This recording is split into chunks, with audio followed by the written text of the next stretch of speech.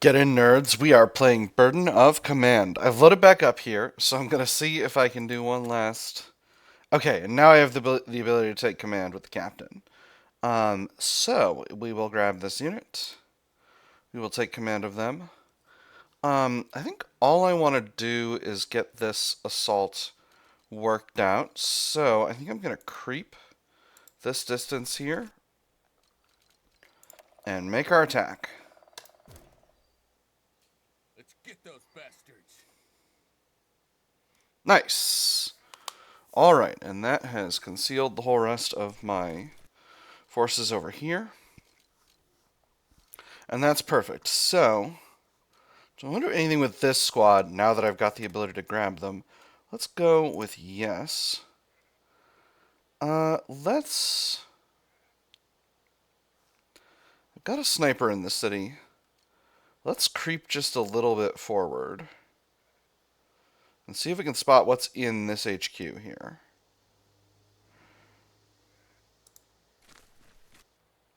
A runner races over. Big church, he says, and points helpfully in the direction of the town. Through your binoculars, you can indeed see the mighty church amid Palma di Montechiaro. Thankfully, the Italians didn't seem interested in hiding there. Didn't seem interested in hiding there. Where is that?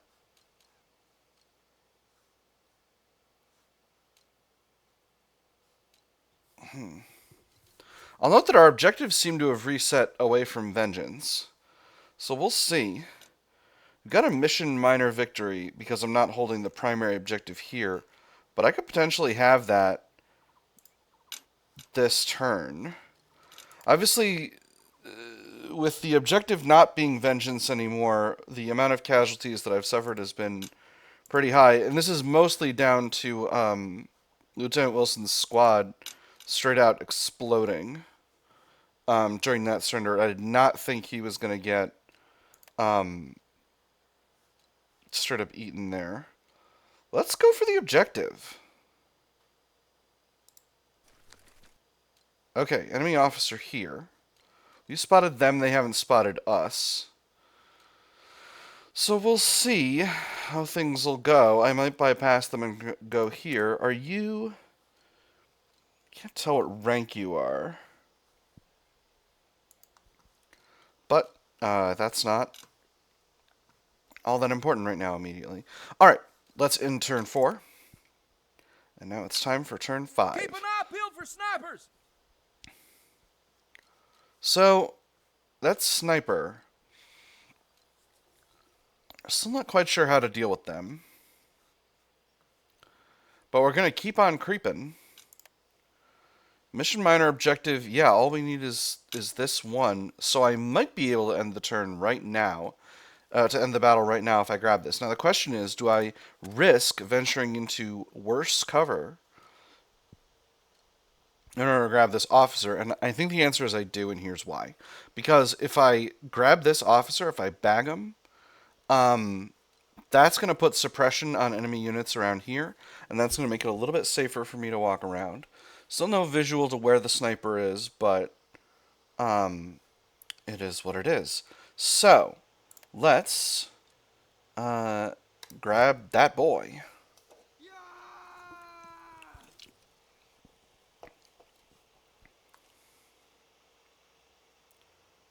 Beautiful. Let's march. And of course, there is an enemy squad in this objective. So, I can shoot first to suppress them, and I think that's what I'm going to do.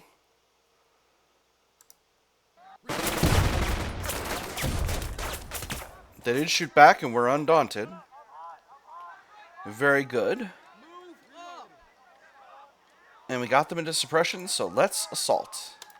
Get him! And that's the sniper. Get him! Get him! Nice! And that's the objective. Word comes back that your men have seized the city center. With the Italians cast into confusion, you move to reinforce that success. Casualties mount, but the Italians can't match the American ferocity. Firepower does the rest. As the fighting begins to die down, you briefly catch sight of De Bono, the mayor. He appears to have changed his coat and acquired a military cap. Across the field, he meets your gaze and flips you a deliberate insult. Then he's gone. Not very professional. Fire a few shots this way.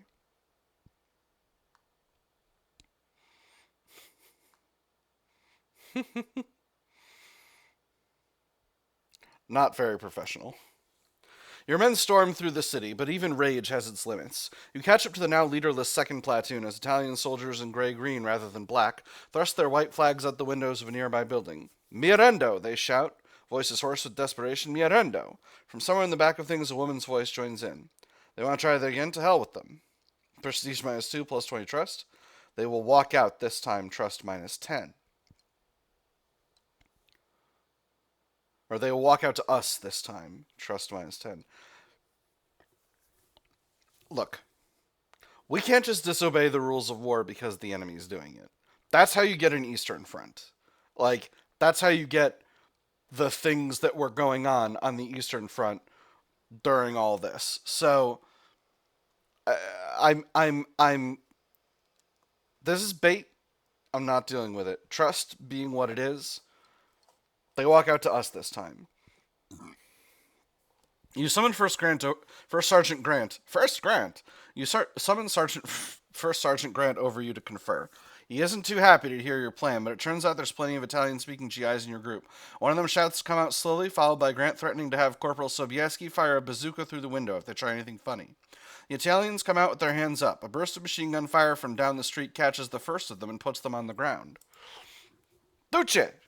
Shout a group of black-clad Italian soldiers as they fire off one more burst and fade back into the town. The surviving surrendered Italians huddle in disbelief as your uneasy men gather them up for a march back to the prisoner cages.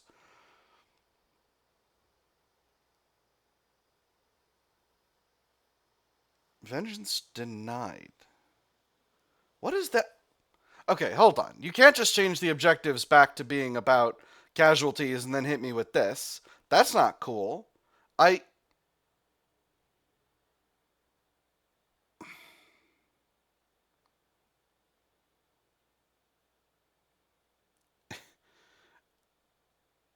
I didn't. Alright, well, we'll just call that a bug. Alright, out of action report. Lieutenant Rao, I don't know who that is. And frankly, I don't know how he died. Yeah, we'll continue with the story. The radio crackles beside you. The whole 7th is on attack, Corporal Sobieski calls. As he adjusts the frequency, the knob gives him a little bite of lightning. You know just how that feels. Mission Major Victory, City Center, and one of their objectives secured before turn 8. The men... Again, like, the objective changed back to the original one, so I went to end the battle. That's... I don't consider that on me. So, the men, minor victory in... some kind of thing.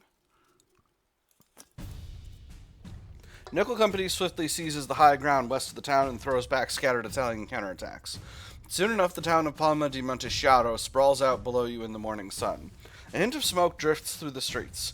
A cluster of broken windows mar the avenue. They ran away, Patterson says to Morris as the pair take up firing positions in a nearby home. Those bastard fascists are still out there. Yeah, Morris replies. I get blue just thinking about it. 3rd Battalion passes through your lines and marches west. Elements of the 1st Battalion follow. Again, I think we got bugged out a little bit because one of the squads, like, there was that officer, and I'm not sure where he went, and then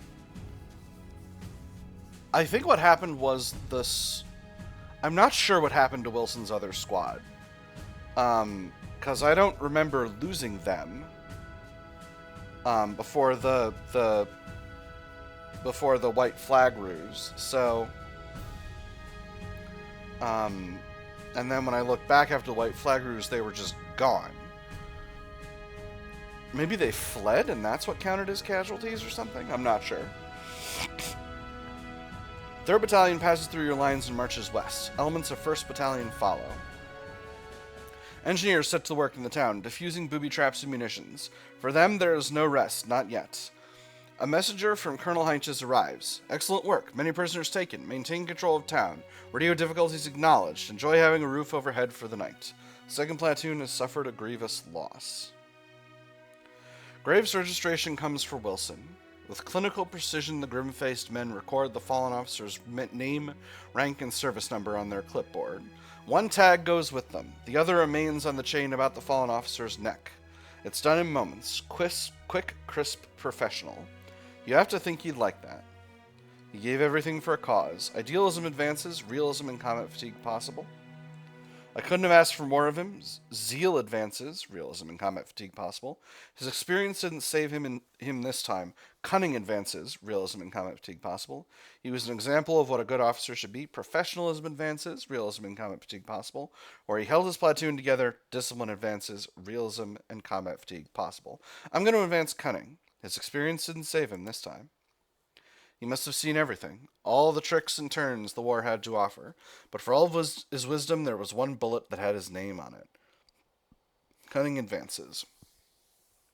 There is no shortage of buildings to quarter your men in. The locals watch your men march past with anxious eyes, but once it's clear you don't hold them responsible for the so-called mayor's betrayal, their fear fades.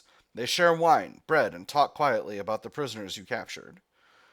It seems that some are local boys, and when they hear that nothing bad is going to happen to them, just a long trip overseas, their relief is palpable. Hardly have you gotten the men settled when Dearborn strides over. Captain, you may have had a terrible day, but poor Wilson has had a worse one, Dearborn says.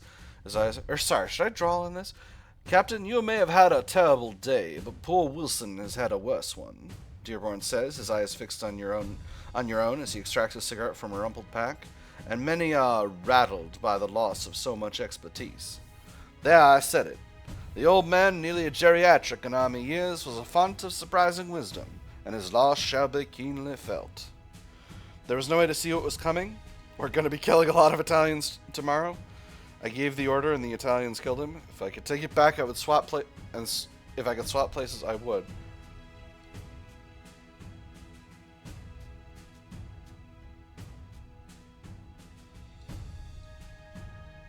I'm going to say the third one. There's no denying it. I gave the order and the Italians killed him. That is how it appeared to me as well. Dearborn remarks. Captain, the men are rattled, and my own unease should be evident. After all, if it can happen to a man of experience such as Wilson, who's to say what other perils await us all? He thought he knew everything. I thought the Italians would just surrender. I was being practical when I sent him. I wanted to reward him. It was his turn. That's all.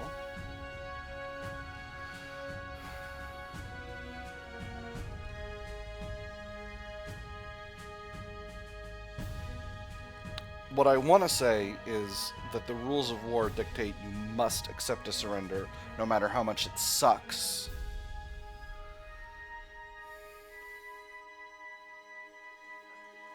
I don't want to say it was his turn, because that makes me seem callous.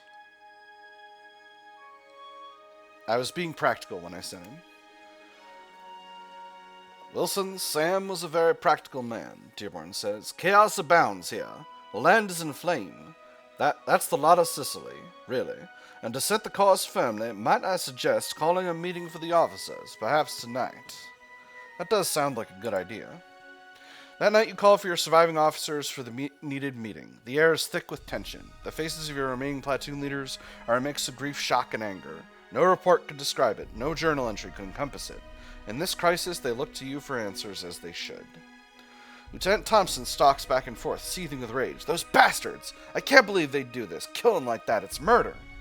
They murdered Wilson. 2 prestige. We did the right thing later on. 1 prestige.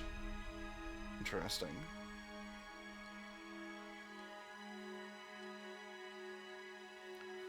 So,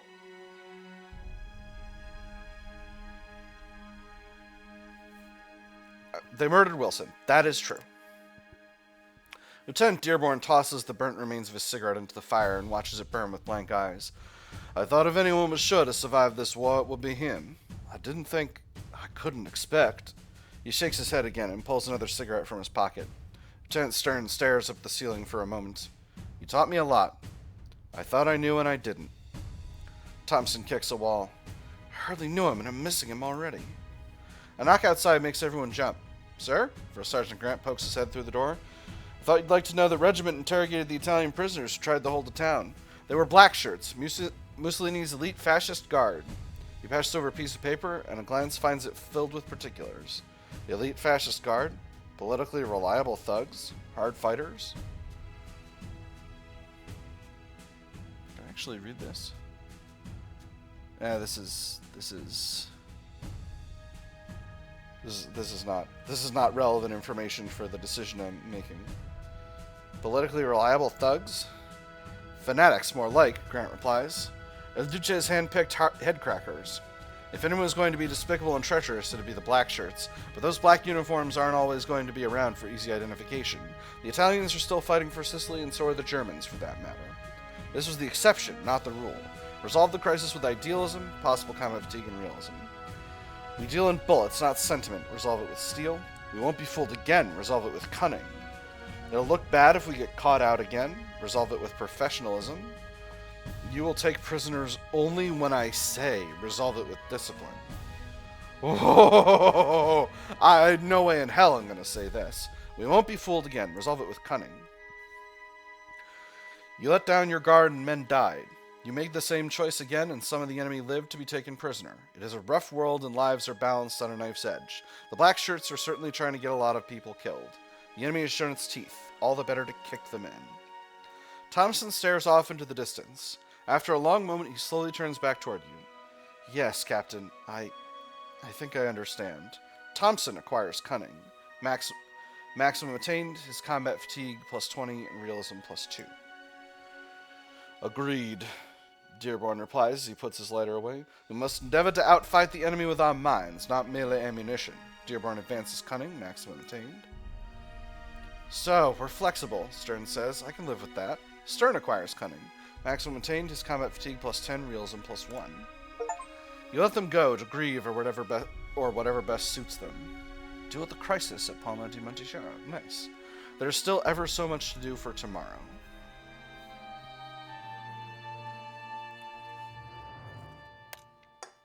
Alright, let's hit the Aid Your Men screen. So this squad has 6 casualties, so they just freaking disappeared. I do not have a lot of replacements available, so we're going to need to be conscientious about this. Getting rid of this stress costs 2 loyalty. And we're starting to really develop combat fatigue, particularly Dearborn, a lot of whose guys I got killed. Alright, so let's get rid of the combat fatigue first of all. I've got enough loyalty for that. First squad of 2nd platoon. Alright, so we've got Lieutenant Rao up here. He's new. First squad of 2nd platoon. I've only got 8 replacements here. So, and I've got a lot of prestige to play with. So, we're going to replace some of these casualties. First squad did a lot of good work. Second squad, 2. I want to give each of them at least 1 replacement. And then the rest are going to go to Dearborn. None of it's perfect, but we're doing the best we can.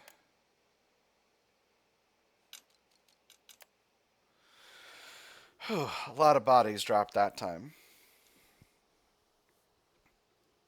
7 men still need to be replaced, unfortunately.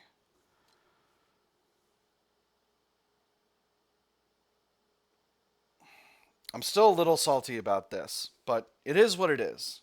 It's not that the game is not going to get any easier.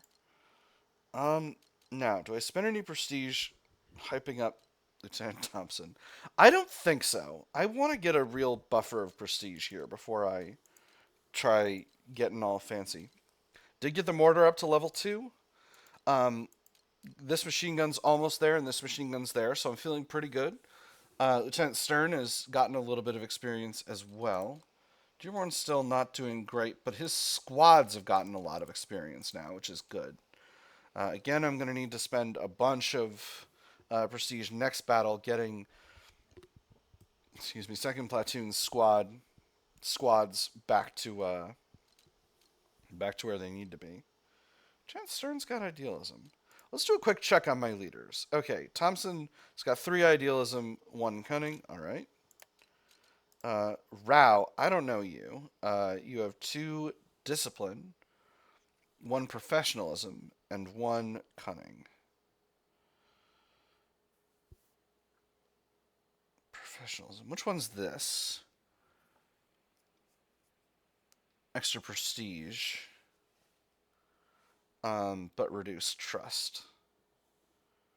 Gain more artillery support. Occasionally, off-map artillery you spotted for is not withdrawn when it would have been. Okay, cool. Nice. Dearborn, you've got 2 cunning and 1 discipline. All right. And Stern, you've got 3 idealism and 1 cunning. All right, cool. All right, let's get that ended a lot faster than I thought it was going to. Because I didn't really. Okay, so it's because there were a lot of battles where I mean, not that I would have necessarily continued the fight, but there were a lot of battles previously where I got the choice to mop up, and this time I didn't. But anyway, I'm just whinging about this. This feels unfair to me, particularly because the objective changed back. And again, I realize that might be a bug, but it is what it is. All right. Anyway, we'll save and exit. Again, failure to failure without loss of enthusiasm. Let's go ahead and continue.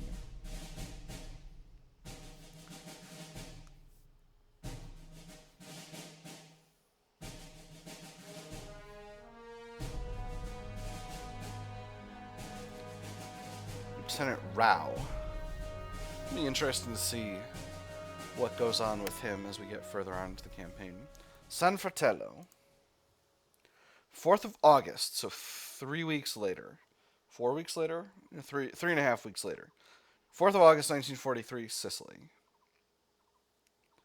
Let's see what leads up to this. Hey, I Chuck always Norris. get a laugh when you see this patent show that he showed him and his entourage and everything coming into Palermo. Well, that was about 3 days after we had already been to Palermo and moved out. 4th August 1943, Sicily. You look over to your left just in time to see Crosley fall back, shattered fingers scrabbling for the red wound in his chest as he crumples to the ground. It's just you now, you and the enemy. You peer out over the lip of the foxhole at the dark outlines of your attackers, lit by the muzzle flashes of their rifles and machine guns. They've gotten closer, 40, maybe 50 yards away now. It's only a matter of time. You fire back, but the pop-pop of your carbine is drowned out as the enemy return fire sprays your foxhole with a storm of debris and lead. No sooner does the shooting end, but you hear the pounding of boots on pavement. They're getting closer. Before long, they'll be right on top of you. I'm out of options. I surrender. I'm not giving up. This is for sure a dream. I'm not giving up. You keep fighting back with your carbine until it clicks empty, but the enemy doesn't let up. They advance closer and closer. You switch to your 45, but soon there's no more bullets for that either. Thunder. Something picks you up and throws you out of your foxhole like an irate child with a least favorite doll. The next thing you know, you're flat on your back, your ears ringing, staring at a drunken, staggering sky. A figure looms over you, a man in olive drab, a pistol in his hand. It takes you half a second to realize you're looking up at a spitting image of yourself. What the hell? This other you raises his pistol with a cold, vicious smirk and points it at your head. Sorry, Captain, he says in your voice. Men like us, we don't take prisoners, do we? Time seems to slow as he fires, and the muzzle flash envelops you as your whole world shakes apart. Wake up, wake up, wake up, wake up! You wake to the hazy gray blue of the early morning sky and the sight of First Sergeant Grant hovering over you, tin cup in hand. So 500 hours, Captain. He says, time to get up. You wipe the sleep from your eyes with one hand as you push yourself off the cold, hard ground with the other, wincing as every single ache in your body starts to cry out at once. Grant hands you the cup. It steams with promise. I only put one cigarette out. Out in this. Warm aroma wafts from the metal cup as you take it, and your eyes widen when you realize the mug in your hands is full of coffee.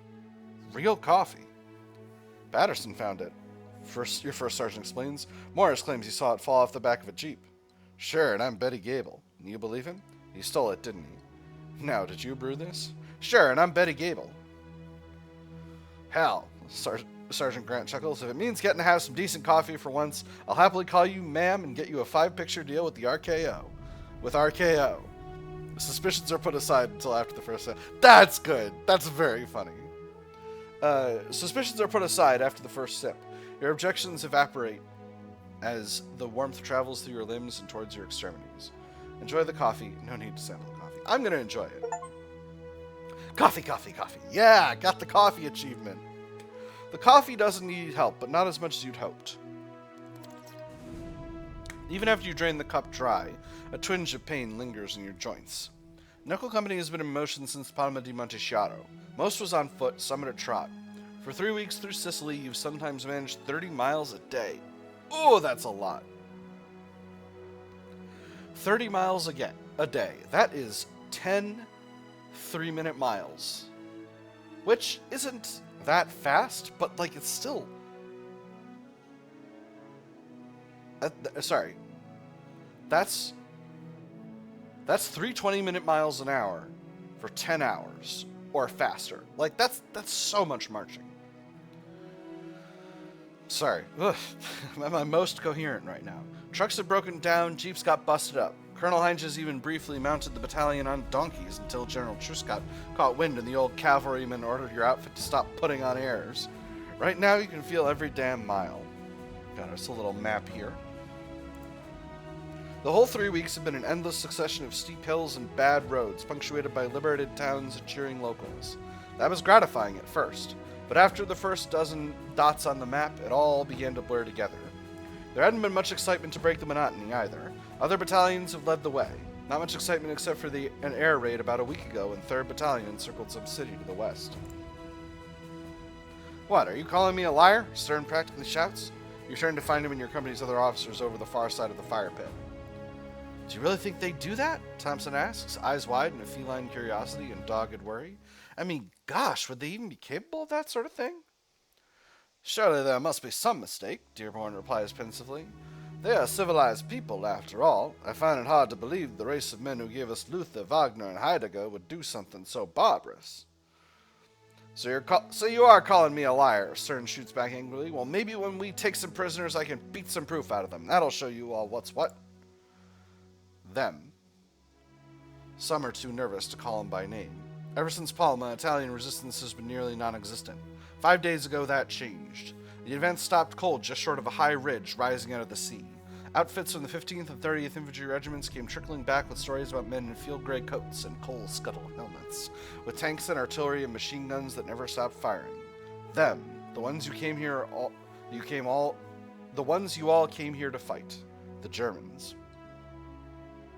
MG-42s, lots of them. At least they're no Stukas. Veterans all. MG-42s, lots of them. The Germans built their squads around their MG-42s. They might as well have built their war around the weapon, and they have a lot of them. A single MG-42 can spit over 1,000 rounds a minute. Those who fought the Germans in North Africa call it Hitler's buzzsaw, a single well-placed weapon that could pin down an entire company.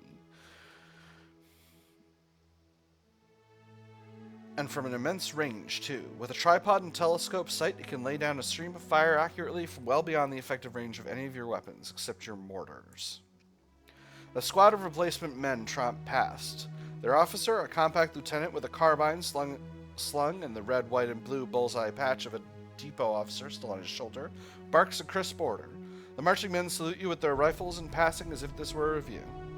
They make good targets, First Sergeant Grant notes quietly. Shots ring out and the marching men scatter.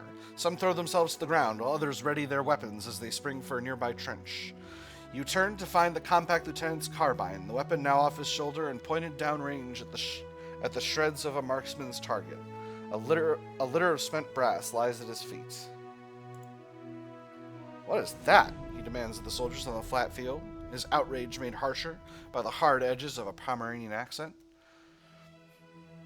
You hear what is an American weapon and you throw yourselves to the ground? Do you think perhaps the enemy who your comrades are firing at will treat you better if you let them work on you with their mortars or machine guns? Next time I expect you to react properly. Take up your weapons as you run to good cover instead of lying down to die. Now fall in. The men on the ground pick themselves up with sheepish looks. The column, a tad dusty now, reforms. Call out to the officer. Stay silent. That was unexpected. Call out to the officer. Verbosity +1. The lieutenant slings his carbine and strides over to you.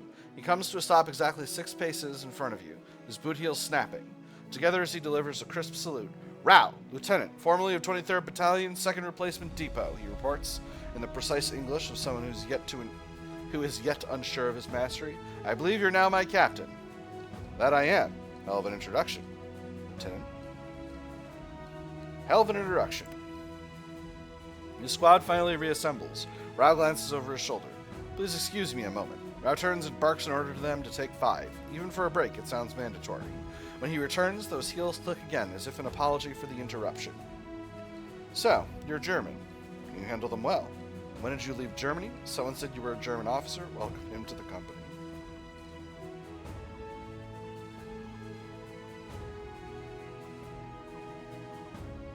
How do I know he's German? Unclear. You handle them well. I would hope so, Captain, Rao replies. 5 years I was an infantry officer in the Deutsche Heer, the German army. When did you leave Germany? 1938, Rao answers. A long time ago, though not long enough for some. Someone said you were a German officer. I was a major before. Rao begins to say when he shakes his head. The answer is yes, I was. A major? Well, I mean, it is what it is. Still. And the army put him into a lieutenancy.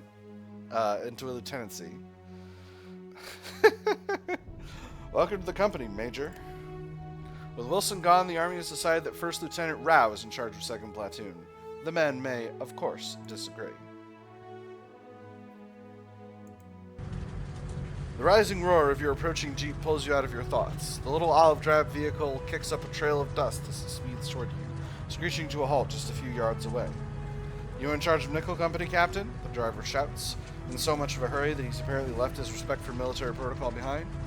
Your affirmation is a quick one. Colonel Heinches wants to see you as soon as possible. The jeep whisks you along a side road and then up a shallow ridge.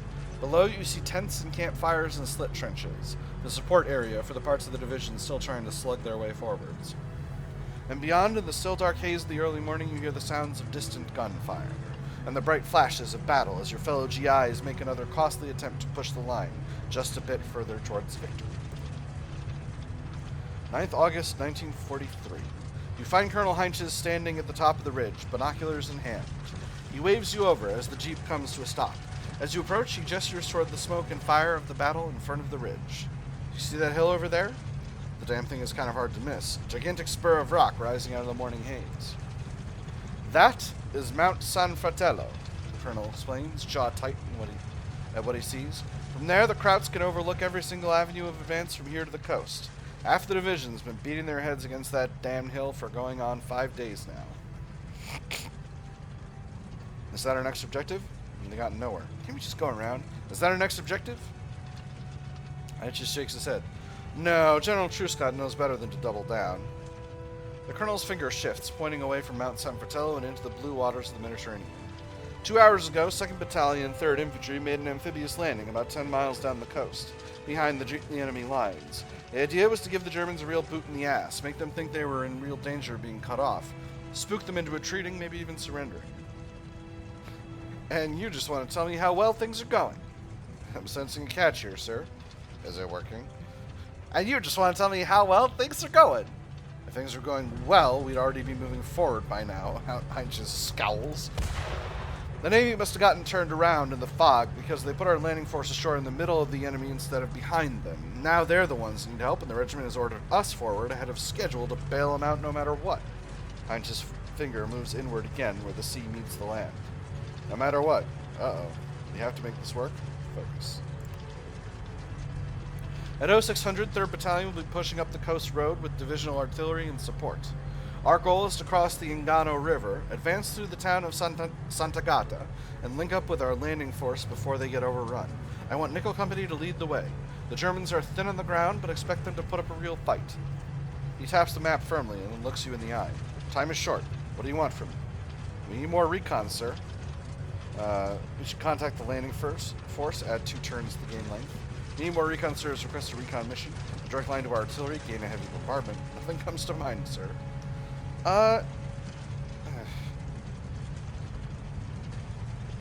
You know, most of the artillery has been naval artillery. Let's, but recon's better. We need more recon, sir. I'll send another patrol out to take a look. If they find anything, I'll radio you before you start your attack. He motions toward the nearby jeep. Return to your company. Good hunting, Captain. You return to Nickel Company just after 0530. You brief your platoon commanders, get your men awake and fed, and give your critical equipment one last check before finally forming up for the attack. Just as the men settle into their jump-off positions, Spark runs up to you with a freshly inked map in hand. From Battalion, Captain, he reports as he passes it over. They have suspected positions of forward enemy forces. The Colonel's patrols have gotten further than your own. By the time you finish transcribing the coordinates onto your personal map, the division's artillery opens up. Those heavy guns pound the coastline, shells smashing German positions that may or may not be there. Then at 0600 they fall silent. Time to attack. What's next, Scouts, down! Alright, MG42 warning. The German machine guns have great range and lethality. Enemy sounds over here. Heavy weapons. Enemy sounds. Alright. Enemy sounds. Wow, we're all spread out and weird. Alright. Interesting. Probable machine gun. Nice. Heavy weapons, enemy sounds. Okay, so we got a lot of indicators here. Mission. Major objectives, we have 8. And those objectives are 1, 2, 3, 4, 5, 6, 7, 8. Alright, so the minor victory is everything out here. The major victory is all the way to the end. And the men is the same as it always is. Alright. So that's interesting. Maybe the intended thing... Oh, anyway. It is what it is. Alright, so that, however, is going to be all for this episode. My nerds, I have had fun. I hope you all have had fun. And I will see you on the other side.